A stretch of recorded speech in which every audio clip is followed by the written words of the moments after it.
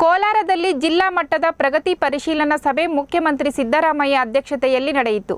ಈ ಸಂದರ್ಭದಲ್ಲಿ ಭ್ರೂಣ ಹತ್ಯೆ ಕಡ್ಡಾಯವಾಗಿ ತಪ್ಪಿಸಬೇಕು ಎಂದು ಎಸ್ಪಿಗೆ ಸೂಚನೆ ನೀಡಿದರು. ಇನ್ನು ಬಾಕಿ ಇರುವ ರೆವಿನ್ಯೂ ಕೇಸುಗಳ ಬಗ್ಗೆ ಸಮಗ್ರ ಮಾಹಿತಿ ನೀಡುವಂತೆ ಸೂಚನೆ ನೀಡಿದರು. ಹಾಗೆ ರೈತರು ಕೇಸುಗಳಿಗೆ ಓಡಾಡಲು ತುಂಬಾ ಖರ್ಚು ಬರುತ್ತದೆ, ಹೆಚ್ಚಾಗಿ ಕಚೇರಿಗಳಿಗೆ ಅಲೆದಾಡಿಸಬೇಡಿ, ವಿಶೇಷ ಅಭಿಯಾನ ಮಾಡಿ ಬಾಕಿ ಪ್ರಕರಣಗಳನ್ನು ಇತ್ಯರ್ಥ ಮಾಡುವಂತೆ ಜಿಲ್ಲಾಧಿಕಾರಿ ಅಕ್ರಮ್ ಪಾಷಾಗೆ ಸೂಚನೆ ನೀಡಿದರು. ಎಲ್ಲ ಜಿಲ್ಲಾಧಿಕಾರಿಗೆ, ಅಸಿಸ್ಟೆಂಟ್ ಕಮಿಷನರಿಗೆ ಮತ್ತು ತಹಸೀಲ್ದಾರರಿಗೆ ಪೆಂಡಿಂಗ್ ಕೇಸಸ್ನ ಡಿಸ್ಪೋಸ್ ಆಫ್ ಮಾಡಬೇಕು ಅಂತ ಹೇಳಿದ್ದೀನಿ.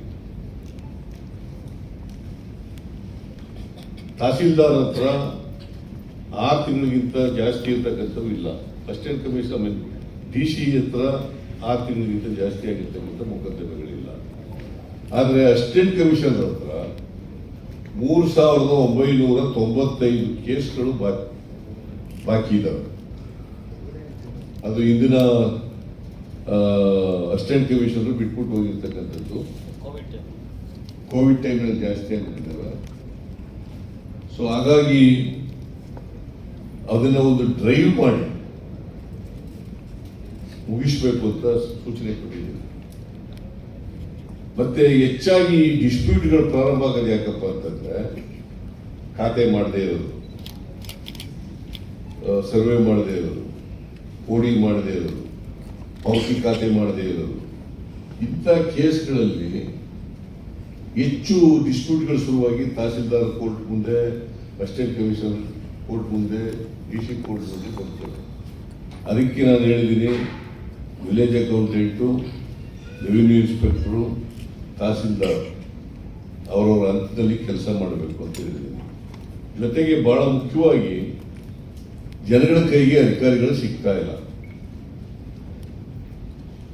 ಅಧಿಕಾರಿಗಳು ಎಲ್ಲೆಲ್ಲಿ ಅವರ ಕೇಂದ್ರ ಸ್ಥಾನಗಳಿದ್ದಾವೆ ಆ ಕೇಂದ್ರ ಸ್ಥಾನಗಳಲ್ಲಿ ವಾಸ ಮಾಡಬೇಕು.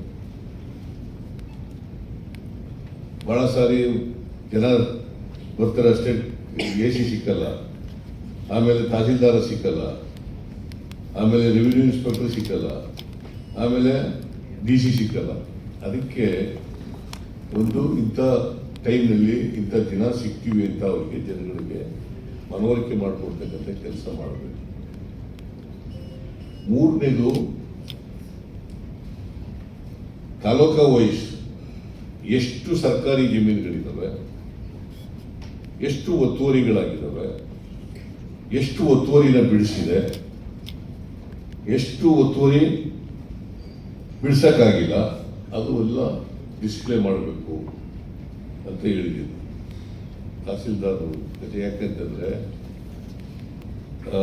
ಇದಕ್ಕೆ ಸ್ಮಶಾನಕ್ಕೆ ಜಾಗ ಬೇಕು, ಕಬರ್ಸ್ಥಾನಗಳಿಗೆ ಜಾಗ ಬೇಕು, ಅಂಗನವಾಡಿಗಳಿಗೆ ಬೇಕು, ಶಾಲೆಗಳಿಗೆ ಬೇಕು, ಹಾಸ್ಟೆಲ್ಗಳಿಗೆ ಬೇಕು, ಆಸ್ಪತ್ರೆಗಳಿಗೆ ಬೇಕು. ಗೌರ್ಮೆಂಟ್ ಜಾಗ ಇಮಿಡಿಯೇಟ್ ಆಗಿ ನಿಮಗೆ ಒಂದು ಸಂಪೂರ್ಣ ಮಾಹಿತಿ ಇದ್ದರೆ ಕೂಡಲೇ ಕೊಟ್ಬಿಡ್ಬೋದು. ಅದಕ್ಕೆ ಪ್ರತಿ ತಹಸೀಲ್ದಾರ್ ಕಚೇರಿಯಲ್ಲಿ ಇವೆಲ್ಲ ಮಾಹಿತಿಗಳು ಕೂಡ ಇರಬೇಕು.